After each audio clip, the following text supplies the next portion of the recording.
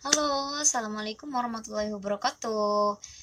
Hai teman-teman, kembali lagi di channel aku Mutmainah Ina.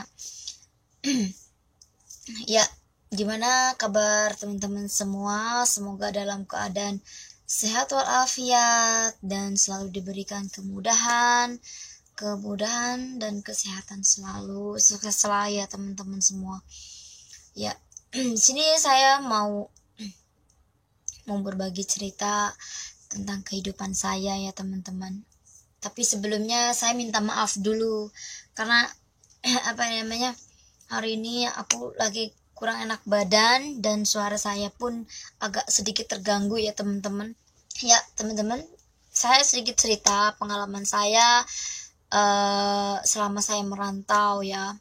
Aku kan sebelumnya sebelum saya lanjut, jangan lupa like, komen, dan subscribe ya teman-teman, karena itu membantu untuk semangat aku ya. Kalau misalkan sampean support saya sangat bahagia sekali ya teman-teman. Terima kasih banyak ya.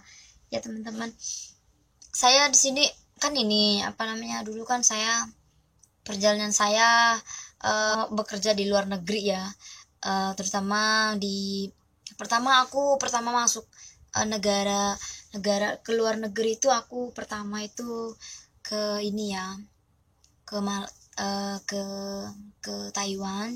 Aku proses Taiwan sekitar 6 bulan aku terbang, alhamdulillah. Terus aku bertempatan di ini ya, rumah biksu, tempat persembahyangan orang Taiwan tuh. Majikan aku dulu Taiwan itu baik banget, apa-apa aku dikasih ini laptop, apa semuanya pokoknya. Pokoknya sangat, bener-bener sangat alhamdulillah ya. Pas aku pertama ke Taiwan itu, pertamanya aku nggak dibolehin pegang HP ya. Aku dulu udah setahun itu majikanku, bukan majikanku sih, saya kayak kan tempat biksu itu kan banyak orang ya, banyak orang di sana yang tinggal, orang-orang kepala biksu gitu, kepala botak ya kalau aku bilangnya kepala botak. Dia itu kan di situ kan ada satu, dia itu dari Changhua, jadi maksudnya dari daerah Changhua, jadi dia itu bisu juga. Dia ngasih aku hap. Ya suka dukanya di Taiwan tuh ya lumayan sih alhamdulillah. Ada sukanya, ada dukanya. Banyak banget deh teman-teman. Aku ini cerita Taiwan dulu ya. Ya Allah, alhamdulillah aku nemuin majikan biksu itu ya. Banyak kan orang-orangnya itu baik-baik banget ya teman-teman. Aku ini pertamanya sih aku setahun itu nggak dikasih pegang HP. Terus habis itu aku suruh sembunyi-sembunyi, dikasih sama si Suhu, namanya si Jing Suhu itu, ngasih aku HP. Ini kamu buat telepon saudara di rumah gitu. Ya, habis itu aku biasanya sebulan sekali aku dikasih telepon, dipakai HP nomor rumah itu sama si biksu. Kalau misalkan ada agensi aku datang gitu ya. Aku suruh telepon, kamu ini telepon ke Indonesia. Aku kadang pengen nangis, tapi kan nggak enak ya pengen cerita apa-apa gitu, karena kan aku pertama juga ke Taiwan dulu. Kayak sampai nangis ya teman-teman, karena ingat dulu itu ya, kayaknya tuh pertama dulu kan ke Taiwan, jauh kedua orang tua, apa-apa kayaknya, apalagi umur aku dulu itu.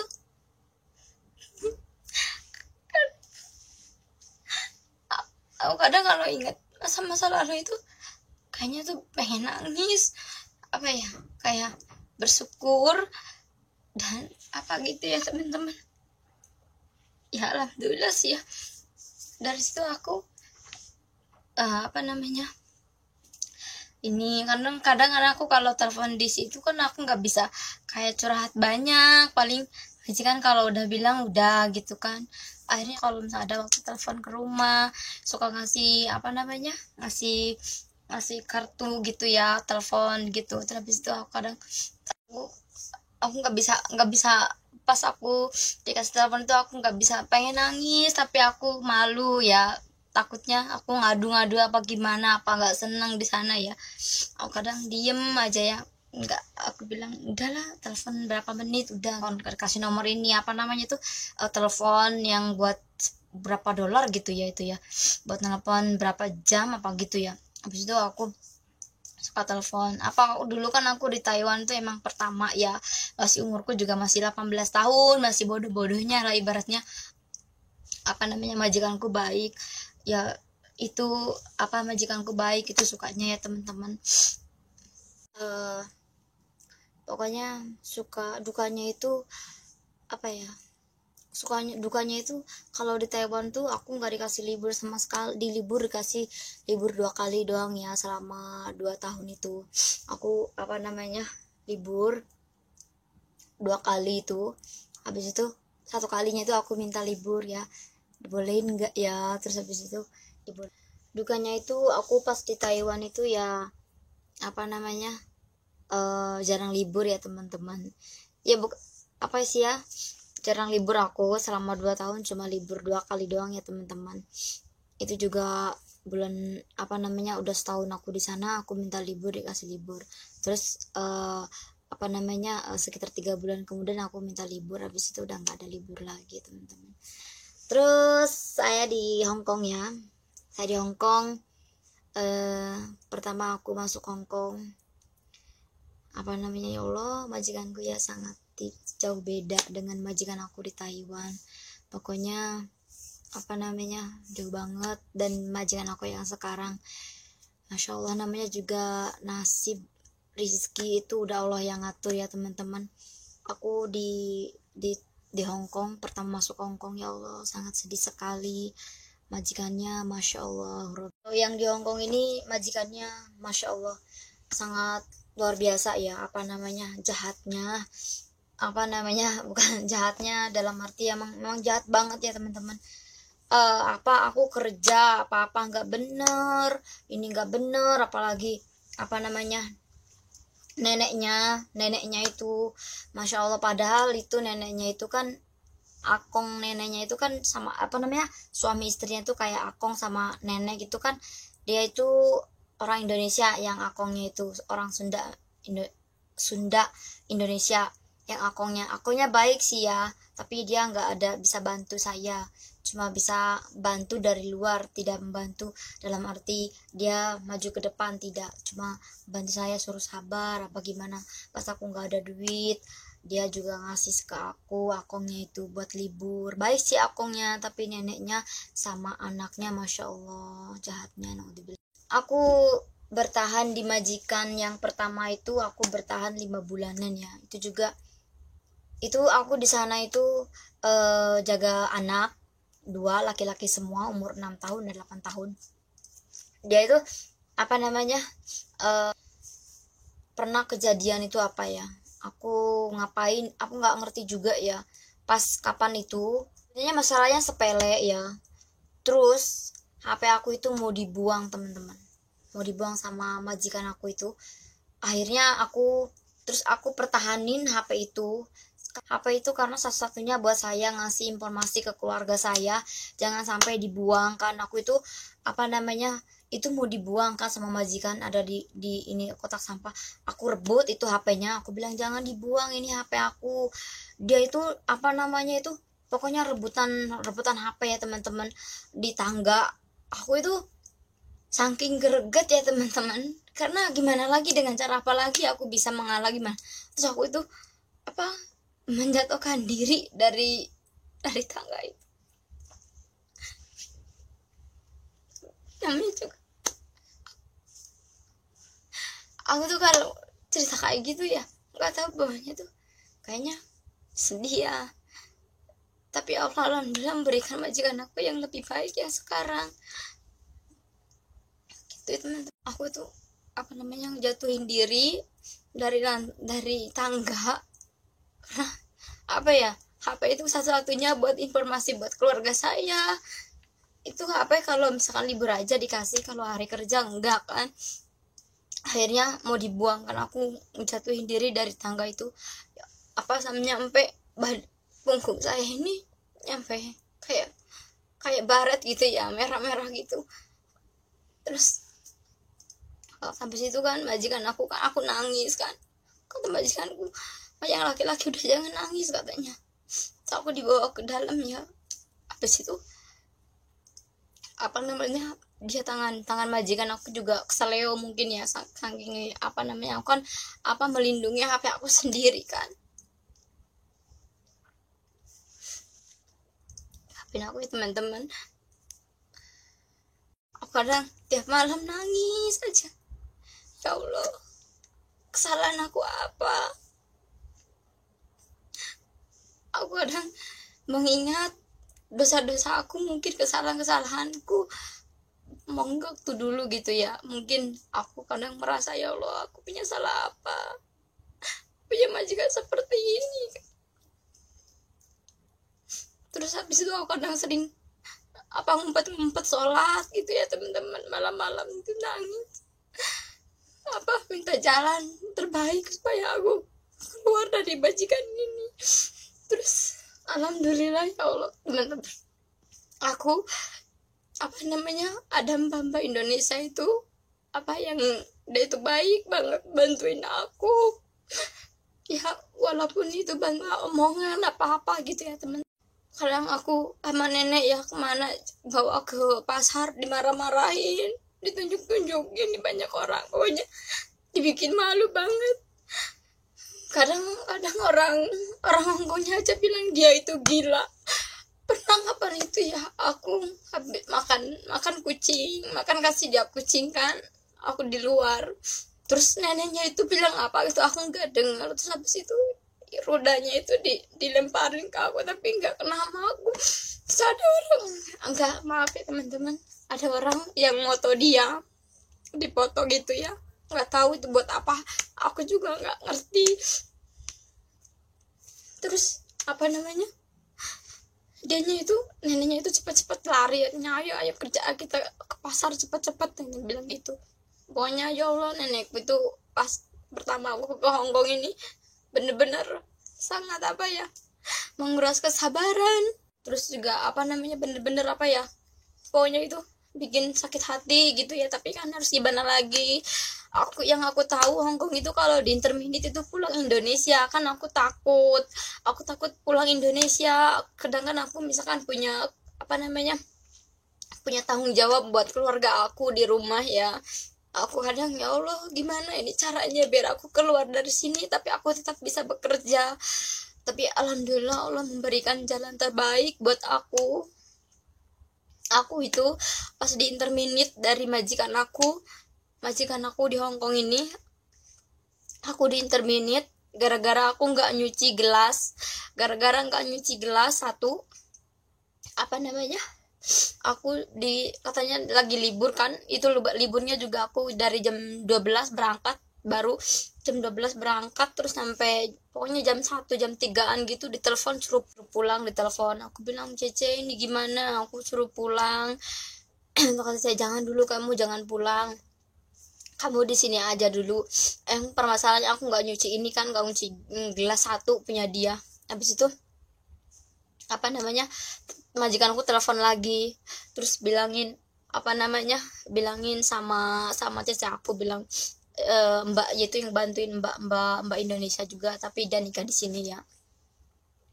Dia bilang apa namanya, halo, nyamutnya ada, bilang pakai mau bahasa Kantonis ya, itu moodnya lagi di kamar mandi katanya. Oh, lagi di kamar mandi, bilangin ya gini ya, dia tuh nggak bisa kerja gini.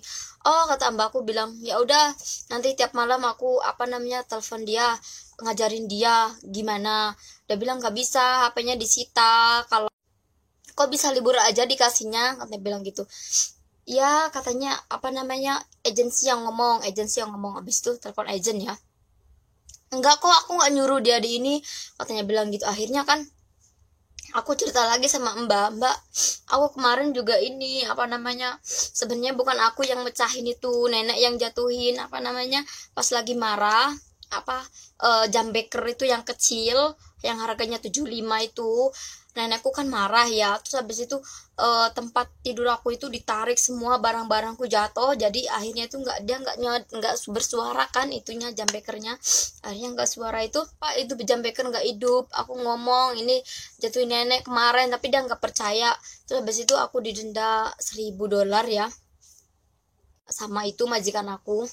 Terus habis itu aku bilang, pas gajian itu kan aku cuma dikasih 700 atau kan 1.700 gitu ya, udah dipotongin apa namanya sama ininya, sama apa namanya, sama potong sama potongan bank gitu. Itu aku bilang, Cece aku juga kemarin dipotong kok 1.000 sama majikan aku. Apa katanya itu jam beker. Terus abis itu kan ngomong, kamu apa namanya, nelpon agent kan, kamu itu juga nggak bisa bantuin TKW, malah nyalahin TKW kan, agent TKW ini agentku juga yang dimarahin sama mbakku itu. Katanya siapa yang ini denda lah, aku kan Mut kan udah pernah ngomong sama sampean, kenapa sampeannya nggak ini apa namanya, selalu nyalahin pembantu ini apa namanya, aku enggak kok, enggak ini apa majikannya enggak motong, telepon lagi, telepon, lalu apa namanya, telepon ini ya,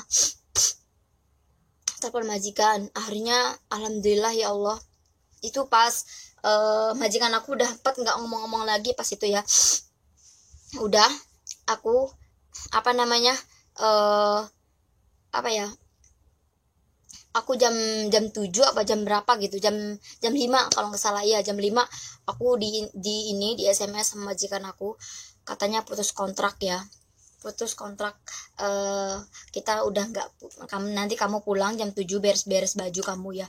Ya Allah ya Robbi ya Karim, aku seneng banget ya, ya Allah, keluar dari rumah itu kayaknya pikiran tuh bebas banget, nggak ada tegan, nggak ada pemikiran apa-apa gitu, pokoknya itu bebas banget ya Allah, pikiran tuh enak banget ya.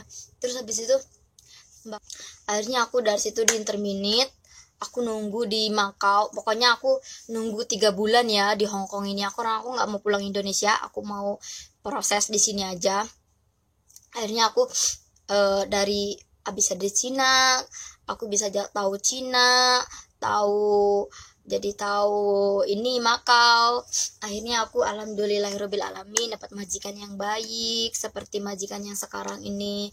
Alhamdulillah, aku juga mau nambah kontrak yang kedua kali ini, alhamdulillahirabbil alamin. Sebenarnya kita itu harus sabar ya teman-teman, dibalik apa, dibalik musibah yang kita alami itu pasti ada kebahagiaan di depan kita. Jangan bersedih, jangan putus asa. Kita kalau insya Allah kalau kita selalu berusaha dan berdoa minta yang terbaik, Allah itu pasti memberikan kepada kita ya. Bahagianya di Hong Kong ini ya alhamdulillah libur terus ya teman-teman, walaupun itu ngabisin duit ya sebenarnya enggak ini ya, gimana lagi ya, sebenarnya libur itu ya buat pikiran kita fresh ya. Tapi pas dulu aku pertama ke Hong Kong ini dapat punya majikan ya, kayaknya libur nggak libur kepikiran terus. Pokoknya pas pulang dulu, majikan yang dulu pas pulang libur itu happy ya, tapi pas mau pulangnya ke rumah itu udah deg aku nggak mau ngapain ya, nanti aku salah apa, takut diomelin, nyampe diomelin gitu. Pokoknya serba kepikiran, serba tegan gitu ya.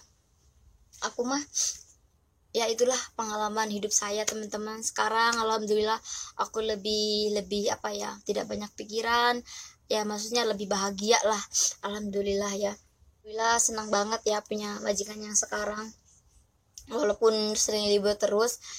Yang penting kan kerjaan kita kan nyaman dengan majikan kita yang sekarang, terus nggak banyak komplain, majikan kita percaya dengan kita gitu. Aku sih alhamdulillahirabbil alamin ya Allah. Terima kasih ya pada Mbak Prima yang udah membantu aku bisa pindah majikan lagi gitu. Sebenarnya inilah teman-teman kisahku, suka dukanya aku kerja di di luar negeri ya teman-teman ya. Ini buat inspirasi sampean ya, harus semangat. Jangan, kalau misalkan kita di interminate, kalau misalkan kita mau kerja di sini lagi, semangat, jangan takut. Di sini banyak majikan yang baik kok, bukan satu majikan yang baik. Kalau misalkan ada majikan yang kurang baik terlalu jahat kepada kita, jangan takut. Di sini banyak orang Indonesia, banyak yang membantu teman-teman. Semoga kalau misalkan aku tadi nangis gitu ya, mohon maaf ya, itu sebenarnya nggak sengaja sih ya, karena mengingat masa-masa dulu itu kadang tersentuh hati kita ya teman-teman.